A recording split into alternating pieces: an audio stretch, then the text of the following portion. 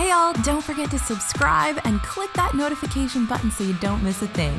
Also, come follow us on social media at Disney Food Blog. Hey everybody, it's AJ for Disney Food Blog, and there have been a lot of changes in Walt Disney World this year, including price increases, price changes to tickets, and a lot of stuff that's coming down the pike as well. So if any of you have been following the news, the Disney news, you've seen incredible updates and changes when it comes to pricing structures in Walt Disney World. And what's crazy about that is there are a few of these things that are really hidden costs, things that you might not actually know cost you more than you thought they did, or changes and updates that are not well publicized that you may not be aware of. And these are things you need to know about so you can budget for your Walt Disney World trip, and also be aware how to maybe make the less expensive choice if possible. If you can, we're going to tell you a few ways to make some less expensive choices so you're not kind of getting blindsided by these price increases wherever possible. Some of them you can't avoid. So let's get started on 6 hidden Disney World expenses you need to know about and you need to plan for. Okay, first up, the thing that kind of takes a lot of folks by surprise is when they buy the dining plan, the Disney dining plan, they expect everything to be included, all of their food to be included in their dining plan cost. So they purchase the dining plan when they purchase their package, and they think, well, no problem, we won't have to take our wallet out a single time when we're buying food in Walt Disney World because it's all paid for. And technically that's the case, but if you do dine at table service restaurants, which if you buy the standard dining plan or the deluxe dining plan, you will most likely be dining at table service restaurants because you have the associated credits, your gratuity is not included on the dining plan any longer. So you will actually need to pay gratuity. So even if your food costs are taken care of, you will still have to take out your wallet or use your magic band to pay the gratuity for your server, or of course you can pay cash as well. Take that into account if you're dining at a table service restaurant, whether it's a budget table service restaurant or a more expensive table service restaurant. If you have a large family, you're dining at a signature location, that gratuity could be pretty pricey, and so you definitely want to prepare for that. And for those of you from overseas, the customary tipping policy in the United States is usually anywhere from 18 to 20% of your total cost of your food would be your tip for good service. Next up, the parking expenses, and we did a whole video about Disney World transportation, including the new parking expenses. Those guests who are staying at Walt Disney World resorts are now required to pay for parking if they bring their own vehicle.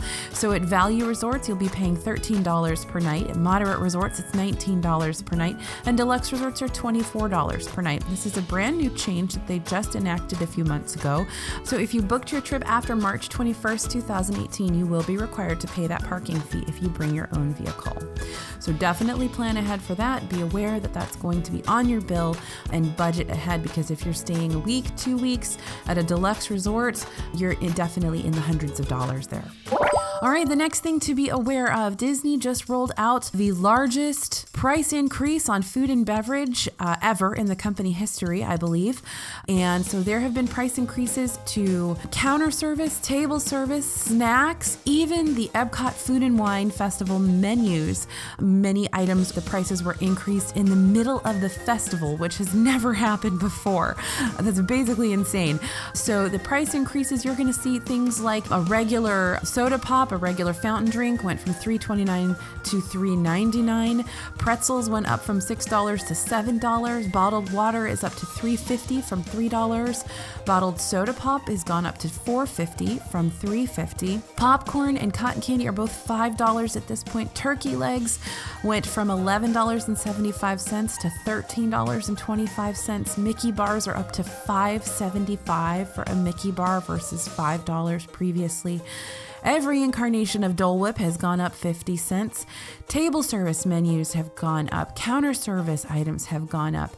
Basically, you're going to be paying more for just about everything food and beverage related in Walt Disney World at this point. Again, that rollout happened just last week. If you are dining for a day, a couple of days, a week, if you have a large family, that could be a significant price increase to what you originally budgeted for your trip. So be prepared, look at the pricing, and plan ahead. Now, this may make the dining plan a little bit of a better deal considering everything went up so much. But we, of course, expect the dining plan prices to go up next year as well. So far, we haven't seen an increase in dining plan prices this year since the price increase rollout went out last week. But that can all change. The next hidden Disney World expense to be prepared for is the Memory Maker. Now, Memory Maker is basically your PhotoPass card. So all of the photos that are taken of you by your PhotoPass photographer, or those photos that are taken on rides, at restaurants, etc., you can purchase something called Memory Maker, which means you get access to all of those photographs with that Memory Maker purchase. So something to be aware of, if you buy Memory Maker before you leave, before your trip, it's going to be $169 for that Memory Maker.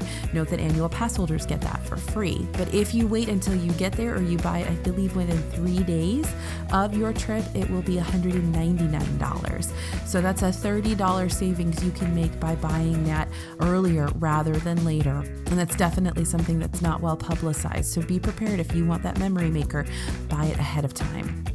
Another hidden price increase and expense that you might not be aware of is that Disney does price its tickets differently depending on the season, whether it's value season, moderate season, or peak season, depending on Disney's calendar. So if you are purchasing tickets during a less crowded time in Walt Disney World, your tickets will cost significantly less than they will during a peak season. That is the case right now, and that will also be the case after Disney changes its ticket structure. On October 16th, they will be changing the ticket structure across the board, but it will still be based on that value, moderate, and peak season. So if you travel to Disney World during a less expensive time frame, during a low crowd time frame, your tickets will cost less money than they will if you go, say, at Christmas or on a weekend or something like that. So right now, at the time that we're publishing this, a value day ticket is $102 to get into the Magic Kingdom. A moderate day ticket is $114, and a peak day ticket is $122. So you could save significant amounts of money for a full family if you go during a less crowded time to Walt Disney World. And finally, other kind of hidden expenses are, of course, those tips and gratuities across the board.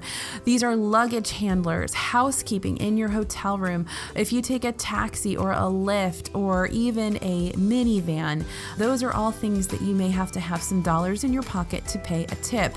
That is customary in the United States to give a tip for valet, luggage handlers, housekeeping, and things like that. It's probably less expected with housekeeping, but it's definitely expected with things like luggage handlers, taxi cabs, ride-sharing services, and valet staff. So there are a bunch of hidden expenses you might not expect and you might not be budgeting for. And hopefully we've given you a couple of options to save a little bit of money if you do things ahead of time or plan to head to Disney World at a particular time of the year. So be sure to let us know in the comments, what are your hidden expenses that you came across when you were at Disney World? Or will you be changing your plans based on this video because now you know more information about those hidden expenses? We'd love to hear what you have to say. This is AJ for Disney Food Blog, and we will see you real soon.